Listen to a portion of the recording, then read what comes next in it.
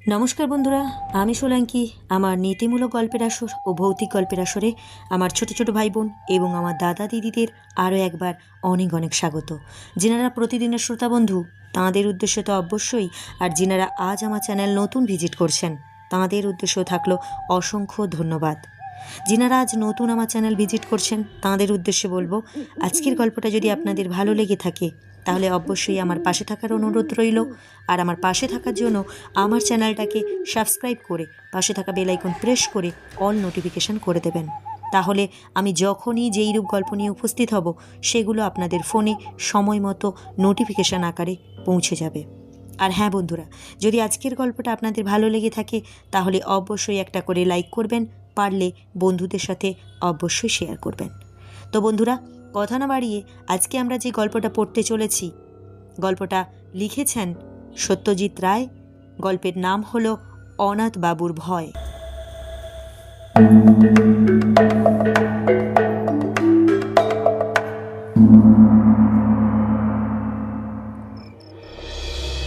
অনাথবাবুর সঙ্গে আমার আলাপ ট্রেনের কামরায়। আমি যাচ্ছিলাম রঘুনাথপুর হাওয়া বদলের জন্য। কলকাতায় খবরের কাগজের অফিসে চাকরি করি। গত কমাস কাজের চাপে দম বন্ধ হওয়ার উপক্রম হয়েছিল। তাছাড়া আমার লেখার শখ, দু একটা গল্পের প্লটও মাথায় ঘুরছিল। কিন্তু এত কাজের মধ্যে কি আর লেখার ফুরসত জোটে? তাই আর 7-5 না ভেবে 10 দিনের পাওনা ছুটি আর দিস্তেখানেক কাগজ নিয়ে বেরিয়ে পড়লাম। এত জায়গা থাকতে রঘুনাথপুর কেন, তার অবশ্যই একটা কারণ আছে। ওখানে বিনা খরচায় থাকার একটা ব্যবস্থা জুটে গেছে। আমার কলেজের সহপাঠী বীরেন বিশ্বাসের পৈতৃক বাড়ি রয়েছে রঘুনাথপুরে। কফি হাউসে বসে ছুটিতে কোথায় যাওয়া যায় এই আলোচনা প্রসঙ্গে বীরেন খুব খুশি হয়ে ওর বাড়িটা আমায় অফার করে বলল, আমিও যেহেতু, কিন্তু আমার এদিকের ঝামেলা বুঝতেই তো পারছিস, তবে তোর কোনোই অসুবিধে হবে না। আমাদের 50 বছরের পুরনো চাকর ভরদ্বাজ রয়েছে ও বাড়িতে, ওই তোর দেখাশোনা করবে, তাই চলে যা। গাড়িতে যাত্রী ছিল অনেক। আমার বেঞ্চিতে আমার পাশে বসেছিলেন অনাথ বন্ধু মিত্র। বেটে খাটো মানুষটি, বছর 50 আন্দাজ বয়স। মাঝখানে টেরিকোটা কাঁচা পাকা চুল, চোখের চাহনি তীক্ষ্ণ, আর ঠোঁটের কোণে এমন একটা ভাব যেন মনের আনাচে কানাচে সদাই কোনো মজার চিন্তা ঘোরাফেরা করছে। পোশাক আশাকের ব্যাপারেও একটা বিশেষত্ব লক্ষ্য করলাম। ভদ্রলোককে হঠাৎ দেখলে মনে হবে তিনি যেন 50 বছরের পুরনো নাটকের চরিত্রে অভিনয় করাবার জন্য সেজে গুজে তৈরি হয়ে এসেছেন। ওরকম কোট, ও ধরনের শার্টের কালার, ওই চশমা, আর বিশেষ করে ওই বুট জুতো, এসব আর আজকালকার দিনে কেউ পরে না। অনাথবাবুর সঙ্গে আলাপ করে জানলাম তিনিও চলেছেন রঘুনাথপুর। কারণ জিজ্ঞেস করতে ভদ্রলোক কেমন যেন অন্যমনস্ক হয়ে পড়লেন। কিংবা এও হতে পারে যে ট্রেনের শব্দের জন্য তিনি আমার প্রশ্ন শুনতে পাননি। বীরেনের পৈতৃক ভিটেটা দেখে আমার মনটা খুবই খুশি হয়ে উঠল। বেশ বাড়ি, সামনে এক ফালি জমি, তাতে সবজি ফুল গাছ দুই রয়েছে। কাছাকাছির মধ্যে কোনো বাড়িও নেই, কাজেই পড়শির উৎপাত থেকেও রক্ষে। আমি আমার থাকার জন্য ভরদ্বাজের আপত্তি সত্ত্বেও ছাদের চিলে কোঠাটি বেছে নিলাম। আলো, বাতাস, নির্জনতা তিনটেই পর্যাপ্ত পরিমাণে পাওয়া যাবে। ঘর দখল করে জিনিসপত্র গোছবার সময় দেখি আমার দাঁড়ি কামানোর যন্ত্রটা আনতে ভুলে গিয়েছি। ভরদ্বাজ শুনে বলল, তাতে কি হয়েছে খোকাবাবু? এই তো কুণ্ডুবাবুর দোকান, 5 মিনিটের পথ। সেখানে গেলেই পাবে খন বিলেট। বিকেল 4টা নাগাদ, তাই চাটা খেয়ে কুণ্ডুবাবুর দোকানের উদ্দেশ্যে বেরিয়ে পড়লাম।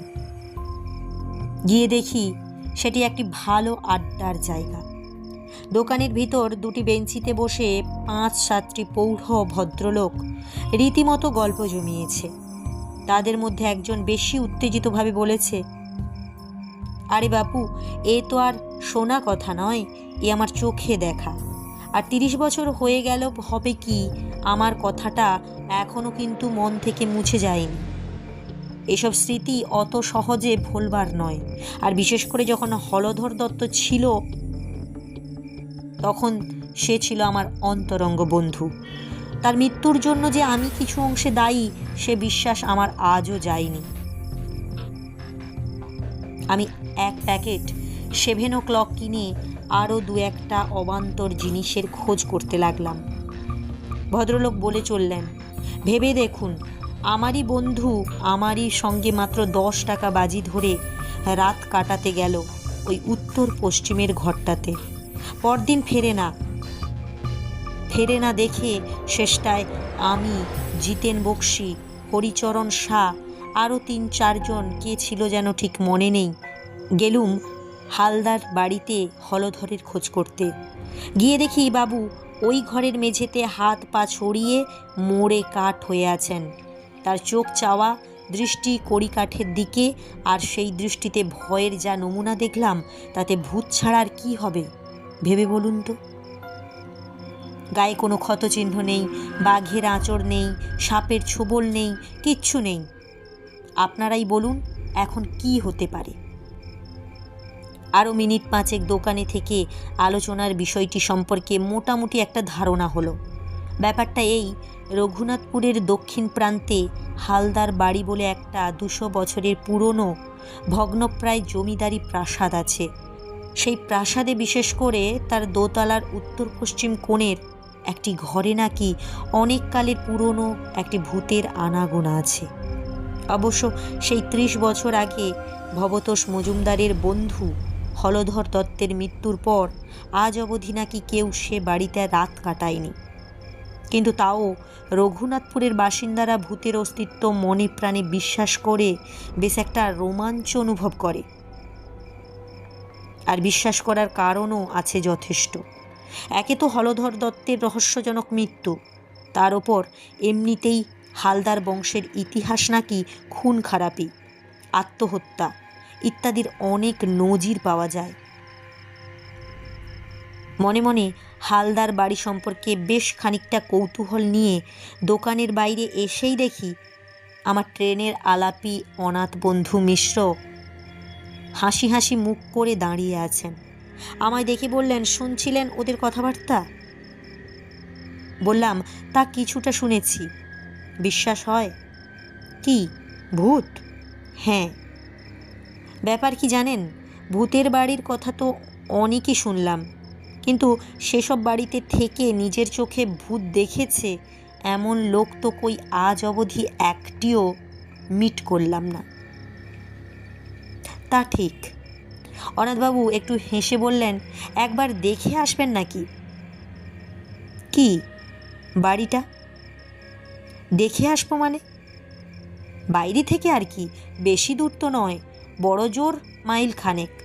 এই রাস্তা দিয়ে সোজা গিয়ে জোড়াশিবের মন্দির ছাড়িয়ে ডান দিকের রাস্তায় ঘুরে পোয়াটাক পথ। ভদ্রলোককে বেশ ইন্টারেস্টিং লাগছিল। আর তাছাড়া এত তাড়াতাড়ি বাড়ি ফিরে গিয়ে করবই বা কি, তাই চললাম তাঁর সঙ্গে। হালদারদের বাড়িটা দূর থেকে দেখা যায় না, কারণ বাড়ির চারপাশে বড় বড় গাছের জঙ্গল। তবে বাড়ির গেটের মাথাটি দেখা যেতে শুরু হয় প্রায় 10 মিনিট আগে থেকে। বিরাট ফটক, মাথার ওপর ভগ্নপ্রায় নহবতখানা। ফটকের ভিতর দিয়ে বেশ খানিকটা দূর রাস্তা গিয়ে তবে সদর দালান। 2-3টে মূর্তি আর ফোয়ারার ভগ্নশেষ দেখে বুঝলাম যে বাড়ির আর ফটকের মাঝখানের এই জায়গাটা আগে বাগান ছিল। বাড়িটি অদ্ভুত, কারুকার্যের কোনো বাহার নেই তার কোনো জায়গায়, কেমন যেন একটা বেঢপ চৌকো চৌকো ভাব। বিকেলের পড়ন্ত রোদ এসে পড়েছে তার শ্যাওলা বৃত্ত দেওয়ালে। মিনিট খানিক চেয়ে থাকার পর অনাথবাবু বললেন, আমি যতদূর জানি রোদ থাকতে ভূত বেরোয় না। তারপর আমার দিকে চেয়ে চোখ টিপে বললেন, একবার চট করে সেই ঘরটা দেখে এলে হতো না?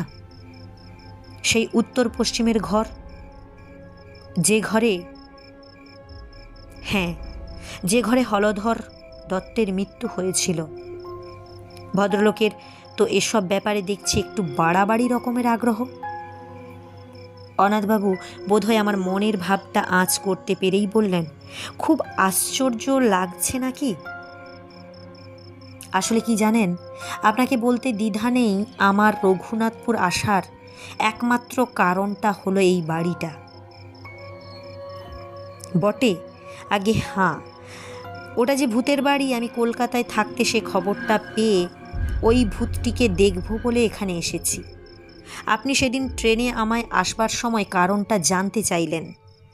আমি উত্তর না দিয়ে অভদ্রতা করলাম বটে, কিন্তু মনে মনে স্থির করেছিলাম যে উপযুক্ত সময় এলে, অর্থাৎ আপনি কীরকম লোক সেটা আমি আর একটু জেনে নিয়ে আসল কারণটা নিজে থেকেই বলবো।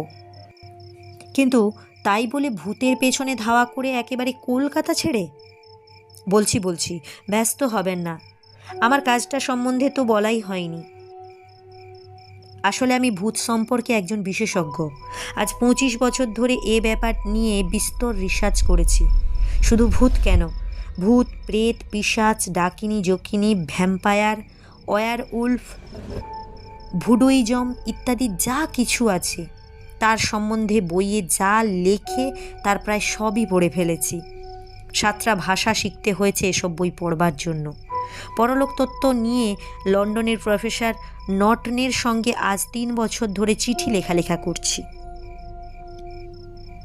আমার লেখা প্রবন্ধ বিলেতের সব নামকরা কাগজে বেরিয়েছে। আপনার কাছে বড়াই করে কি লাভ? তবে এটুকু বলতে পারি যে এদেশে এ ব্যাপারে আমার চেয়ে বেশি জ্ঞানী লোক বোধহয় আর নেই। ভদ্রলোকের কথা শুনে তিনি যে মিথ্যে বলছেন না, বাড়িয়ে বলছেন না, এটা আমার একবারও মনে হলো না। বরং তার সম্বন্ধে খুব একটা বিশ্বাস এবং শ্রদ্ধার ভাব জেগে উঠল। অনাথবাবু একটুক্ষণ চুপ করে থেকে বললেন, ভারতবর্ষের অন্তত 300 ভূতের বাড়িতে আমি রাত কাটিয়েছি। বলেন কি? হ্যাঁ, আর সেসব কীরকম জায়গায় জানেন? এই ধরুন, জব্বলপুর, কার্শিয়াং, চেরাপুঞ্জি, কাঁথি, কাটোয়া, যোধপুর, আজিমগঞ্জ, হাজারিবাগ, সিউড়ি, বারাসাত, আরও কত। 56টা ডাক বাংলো আর কম করে 30টা নীলকুঠিতে আমি রাত্রি যাপন করেছি। এছাড়া কলকাতার কাছাকাছির মধ্যে অন্তত 50খানা বাড়ি তো আছেই। কিন্তু অনাথবাবু হঠাৎ থেমে গেলেন। তারপর ধীরে ধীরে মাথা নেড়ে বললেন, ভূত আমায় ফাঁকি দিয়েছে। হয়তো ভূতকে যারা চায় না, ভূত তাদের কাছেই আসে। আমি বারবার হতাশ হয়েছি। মাদ্রাজে ত্রিচিনপল্লীতে 150 বছরের পুরনো একটা সাহেবদের পরিত্যক্ত ক্লাব বাড়িতে ভূত একবার কাছাকাছি এসেছিল। কীরকম জানেন? অন্ধকার ঘর, 1 ফোঁটা বাতাস নেই। যতবারই মোমবাতি ধরাবো বলে দেশলাই জ্বালাচ্ছি, ততবারই কে যেন ফু দিয়ে নিভিয়ে দিচ্ছে। শেষটায় 13টা কাঠি নষ্ট করার পর বাতি জ্বলল এবং আলোর সঙ্গে সঙ্গে ভূত বাবাজির সেই যে চলে গেলেন, আর এলেন না। একবার কলকাতার ঝামাপুকুরের এক হানা বাড়িতেও একটা ইন্টারেস্টিং অভিজ্ঞতা হয়েছিল।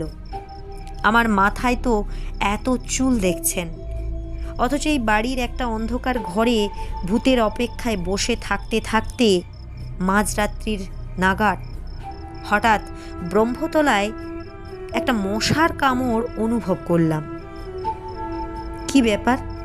অন্ধকারে ভয়ে ভয়ে মাথায় হাত দিয়ে দেখি একটি চুলও নেই আমার মাথায়, একেবারে মসৃণ মাথা জোড়া টাক। এ কি, আমারই মাথা না অন্য কারুর মাথায় হাত দিয়ে আমি দেখছি? কিন্তু মশার কামড় তো আমিই খেলাম। টর্চটা জেলে আয়নায় দেখি টাকের কোনো চিহ্নমাত্র নেই। আমার যে চুল, সেই চুলই রয়েছে আমার মাথায়। ব্যাস, এই দুটি ছাড়া আর কোনো ভুতুড়ে অভিজ্ঞতা এত চেষ্টা সত্ত্বেও আমার হয়নি। তাই ভূত দেখার আশা একরকম ছেড়েই দিয়েছিলাম।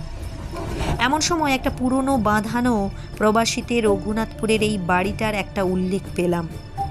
তাই ঠিক করলাম একটা শেষ চেষ্টা করে আসব।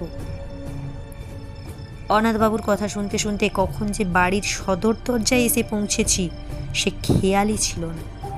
ভদ্রলোক তার ট্যাগ ঘড়িটা দেখে বললেন, আজ 5:31 সূর্যাস্ত, এখন 5:15।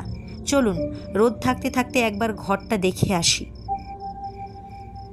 ভূতের নেশাটা বোধহয় সংক্রামক, কারণ আমি অনাথবাবুর প্রস্তাবে কোনো আপত্তি করলাম না, বরঞ্চ বাড়ির ভিতরটা আর বিশেষ করে দোতলায় ওই ঘরটা দেখবার জন্য বেশ একটা আগ্রহ অনুভব করছিলাম। সদর দরজা দিয়ে ঢুকে দেখি বিরাট উঠোন ও নাট মন্দির। 100-150 বছরের কত উৎসব, কত অনুষ্ঠান, কত পূজা পার্বণ, যাত্রা, কথকতা এইখানে হয়েছে, তার কোনো চিহ্নই কিন্তু আজ নেই। উঠোনের 3 দিকে বারান্দা। আমাদের ডাইনে বারান্দার যে অংশ, তাতে একটি ভাঙা পালকি পড়ে আছে এবং পালকিটি ছাড়িয়ে 10 হাত গিয়েই দোতলায় যাবার সিঁড়ি।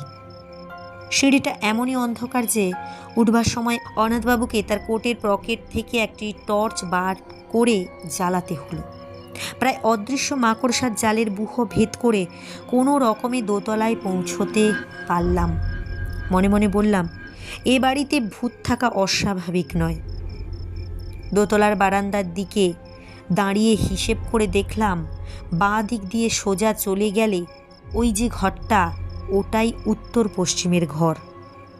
অনাথবাবু বললেন, এ বাড়িতে ভূত থাকা অস্বাভাবিক নয়।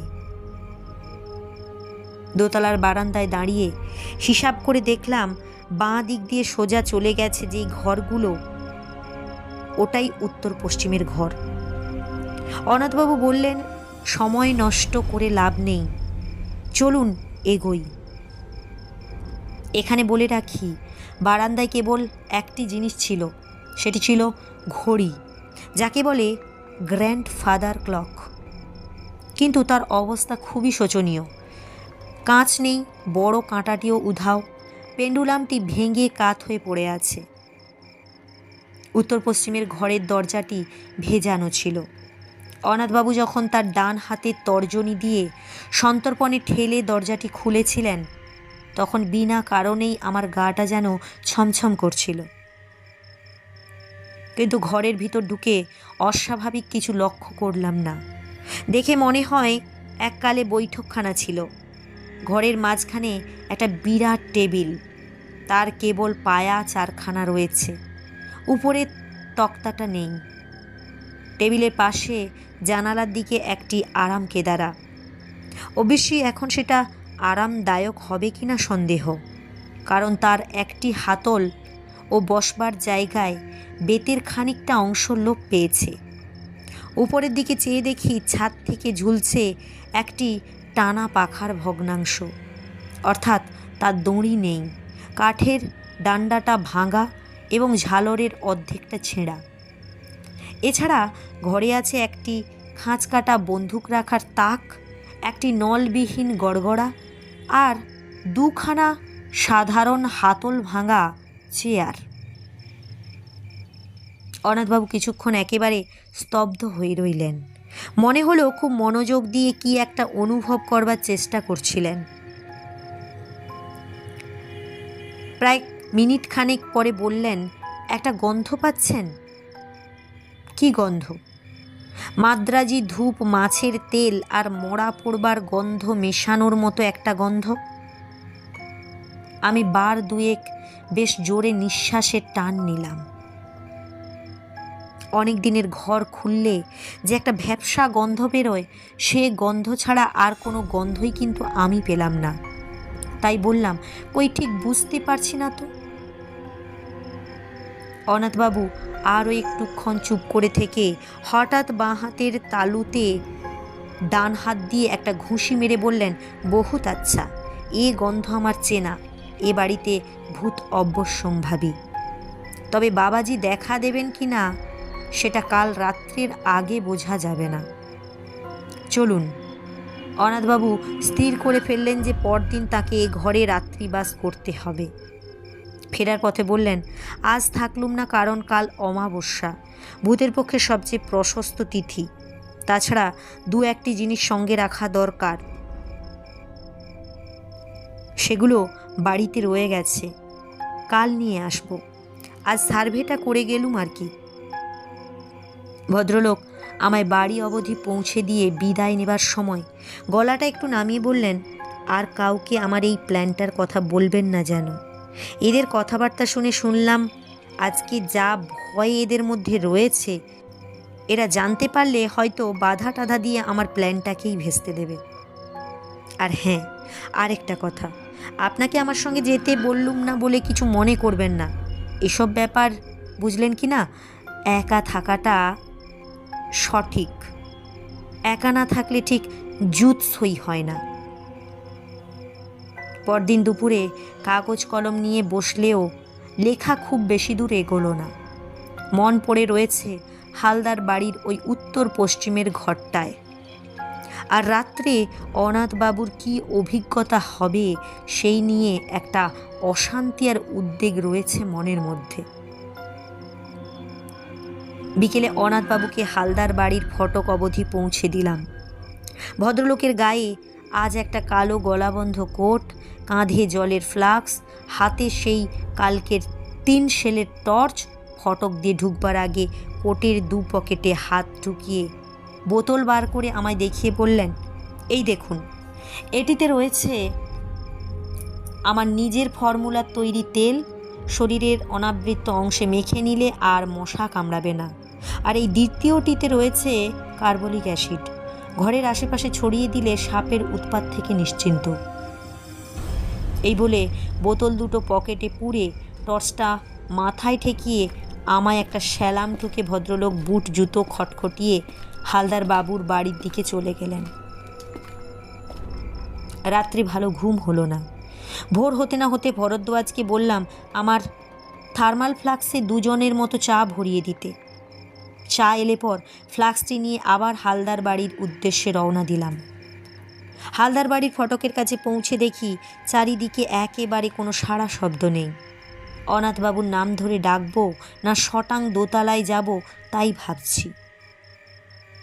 এমন সময় হঠাৎ শুনতে পেলাম, ও মশাই, এই যে এদিকে।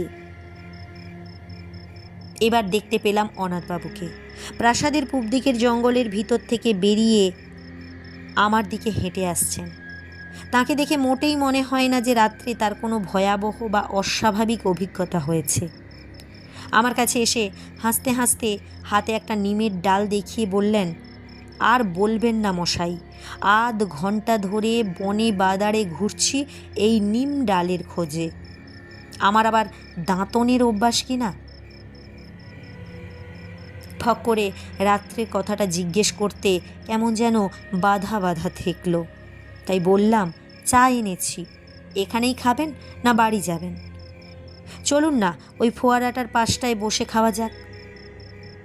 গরম চায়ে চুমুক দিয়ে একটা তৃপ্তিসূচক আহ শব্দ করে আমার দিকে ফিরে মুচকি হেসে অনাথবাবু বললেন, খুব কৌতূহল হচ্ছে না? আমি আমতা আমতা করে বললাম, হ্যাঁ মানে তা একটু। বেশ, তবে বলছি শুনুন। গোড়াতেই বলে রাখি, এক্সপিরিয়েন্স হাইলি সাকসেস। আমার এখানে আসা সার্থক হয়েছে। অনাথবাবু 1 মগ চা শেষ করে 2য় মগ ঢেলে তার কথা শুরু করলেন। আপনি যখন আমায় পৌঁছে দিয়ে গেলেন তখন 5টা। আমি বাড়ির ভেতরে ঢোকার আগে এই আশপাশটা একটু সার্ভে করে নিলুম। অনেক সময় ভূতের চেয়ে জ্যান্ত মানুষ বা জানোয়ারের থেকে উপদ্রবের বেশি আশঙ্কা থেকে যায়। যাই হোক, দেখলুম কাছাকাছির মধ্যে সন্দেহজনক কিছুই নেই। বাড়িতে ঢুকে একতলার ঘরগুলোর মধ্যে যেগুলো খোলা রয়েছে সেগুলো একবার দেখে নিলুম। একটা ঘরে কিছু আবর্জনা আর আরেকটায় কড়ি কাঠে গুটি চারেক ঝুলন্ত বাদুড় ছাড়ার কিছুই চোখে পড়ল না। বাদুড়গুলো আমায় দেখেও নড়ল না, আমিও তাই তাদের ডিস্টার্ব করলুম না। 6:30 নাগাদ দোতলায় ওই আসল ঘরটিতে ঢুকে রাত কাটানোর আয়োজন শুরু করলাম। একটা ঝাড়ন এনেছিলুম, তাই দিয়ে আরাম কেদারাটিকে ঝেড়ে পুছে সাফ করলুম। কদিনের ধুলো জমেছিল তা তো কেউই জানে না। ঘরের মধ্যে একটা গুমোট ভাব ছিল, তাই জানালাটা খুলে দিলুম। ভূত বাবাজি যদি সশরীরে আসতে চান, তাই বারান্দার দরজাটাও খোলা রাখলুম। তারপর টর্চ ও ফ্লাক্সটা মেঝেতে রেখে ওই বেত ছেঁড়া আরাম কেদারায় শুয়ে পড়লুম। অস্বস্তি হচ্ছিল বেশ, কিন্তু এর চেয়েও আরও খারাপ অবস্থায় আমি বহুবার রাত কাটিয়েছি, তাই কিছু মাইন্ড করলুম না। আশ্বিন মাস, 5:30টায় সূর্য ডুবেছে। দেখতে দেখতে অন্ধকারটা বেশ জমাট বেঁধে উঠল, আর সেই সঙ্গে সেই গন্ধটাও ক্রমশ অস্পষ্ট হয়ে উঠল। আমি এমনিতে খুব ঠান্ডা মেজাজের মানুষ, সহজে বড় একটা এক্সাইটমেন্ট হই না, কিন্তু কাল যেন ভেতরে ভেতরে বেশ একটা উত্তেজনা অনুভব করছিলাম। সময়টা ঠিক বলতে পারি না, তবে আন্দাজে মনে হয় 9টা কি 9:30 নাগাদ জানালা দিয়ে একটা জোনাকি ঘরে ঢুকেছিল। সেটা মিনিট খানেক পুরোপুরি ঘোরাঘুরি করলো জানালা দিয়ে, আবার বেরিয়ে গেল। তারপর কখন যে শেয়াল ঝিঁঝির ডাক থেমে গেছে আর কখন যে আমি ঘুমিয়ে পড়েছি সে খেয়াল কিন্তু আমার নেই। ঘুমটা ভাঙলো একটা শব্দে, ঘড়ির শব্দ। ঢং ঢং ঢং করে 12টা বাজলো। মিঠে অথচ বেশ জোর শব্দ, জাত ঘড়ির আওয়াজ, আর সেটা আসছে বাইরের বারান্দা থেকে। কয়েক মুহূর্তের মধ্যে ঘুমটা ছুটে গিয়ে সম্পূর্ণ সজাগ হয়ে আরও দুটো জিনিস লক্ষ্য করলুম। এক, আমি যে আরাম কেদারায় শুয়ে আছি সেটা সত্যি আরাম লাগছে, ছেঁড়াটা তো নেই, বরং উল্টে আমার পিঠের তলায় কে যেন একটা বালিশ গুঁজে দিয়েছে। আর 2 হলো আমার মাথার ওপর একটি চমৎকার ঝালর সমেত আস্ত নতুন টানা পাখা, তা থেকে একটা নতুন দড়ি দেওয়ালের ফুটো দিয়ে বারান্দায় চলে গেছে, এবং কে যেন সেই দড়িতে টান দিয়ে পাখাটি দুলিয়ে আমায় চমৎকার বাতাস করছে। আমি অবাক হয়ে এই সব দেখছি আর উপভোগ করছি। এমন সময় খেয়াল হলো অমাবস্যার রাত্রিরে কি করে জানি না ঘরটা চাঁদের আলোয় উদ্ভাসিত হয়ে উঠল। তারপর নাকে এলো একটা চমৎকার গন্ধ। পাশ ফিরে দেখি কে জানি একটি আলবোলা রেখে গেছে আমার পাশে, আর তার থেকে ভুর ভুর করে বেরোচ্ছে একেবারে সেরা অম্বুরি তামাকের গন্ধ। অনাথবাবু একটু থামলেন, তারপর আমার দিকে ফিরে হেসে বললেন, বেশ মনোরম পরিবেশ নয় কি? আমি বললাম, শুনে তো ভালোই লাগছে। আপনার রাতটা তাহলে মোটামুটি আরামেই কেটেছে? আমার প্রশ্ন শুনে অনাথবাবু হঠাৎ গম্ভীর হয়ে গেলেন। খানিকক্ষণ অপেক্ষা করে আমি আর ধৈর্য রাখতে না পেরে বললাম, তাহলে কি সত্যি আপনার কোনো ভয়ের কারণ ঘটেনি? ভূত কি আপনি দেখেননি? অনাথবাবু আবার আমার দিকে চাইলেন। এবার কিন্তু তার ঠোঁটের কোণে সে হাসিটা নেই। ধরা গলায় ভদ্রলোকের প্রশ্ন এলো, পরশু যখন আপনি ঘরটায় গেলেন তখন কড়িকাঠের দিকটা ভালো করে লক্ষ্য করেছিলেন কি? আমি বললাম, তেমন ভালো করে দেখিনি বোধহয়। কেন বলুন তো? অনাথবাবু বললেন, ওখানে একটা বিশেষ ব্যাপার রয়েছে, সেটা না দেখলে বাকি ঘটনাটা বোঝাতে পারবো না। চলুন। অন্ধকার সিঁড়ি দিয়ে উঠতে উঠতে অনাথবাবু শুধু কেবল একটি কথাই বললেন, আমার আর ভূতের পেছনে ধাওয়া করতে হবে না সীতেশবাবু, কোনো দিনও না, সেসব মিটে গেছে। বারান্দা দিয়ে যাবার পথে ঘড়িটার দিকে চেয়ে দেখলাম সেরকম ভাঙা অবস্থা। ঘরের দরজার সামনে পৌঁছে অনাথবাবু বললেন, চলুন। দরজাটা ভেজানো ছিল। আমি হাত দিয়ে ঠেলে ঘরের মধ্যে ঢুকলুম। তারপর 2 পা এগিয়ে মেঝের দিকে চোখ পড়তেই আমার সমস্ত শরীরে কেমন একটা বিস্ময় এবং আতঙ্কের শিহরণ খেলে গেল। বুট জুতো পরা ও কে পড়ে আছে মেঝেতে, আর বারান্দার দিক থেকে কার যেন অট্ট হাসি হালদার বাড়ির আনাচে কানাচে প্রতিধ্বনিত হয়ে উঠল। তখন ঠিক আমার রক্ত জল করে আমি জ্ঞান বুদ্ধি চিন্তা সব লোপ পাইয়ে দিয়েছি।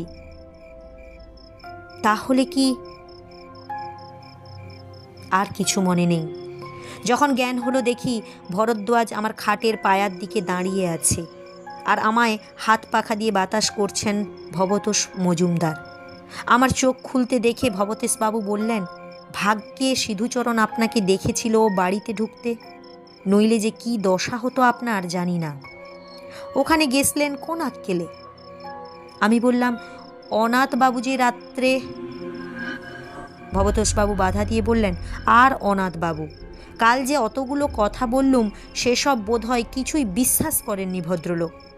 ভাগ্যে আপনিও তার সঙ্গে কাল রাত্রে রাত কাটাতে যাননি। দেখলেন তো ওর অবস্থা। হলধরের যা হয়েছিল এরও ঠিক একই হলো। মোড়ে একেবারে কাঠ, আর চোখ ঠিক সেই একইভাবে চাওয়া, এবং সেই দৃষ্টি সেই কড়ি কাঠের দিকেই চাওয়া। আমি মনে মনে বললাম, না, মোড়ে কাঠ নয়। মোড়ে কি হয়েছেন অনাথবাবু আমি তো তা জানি। কালো সকালে গেলে দেখতে পাবো তাকে, গায়ে কালো কোট, পায়ে বুট জুতো, হালদার বাড়ির পূব দিকের জঙ্গল থেকে নিমের দাঁতন হাতে হাসতে হাসতে বেরিয়ে আসছেন।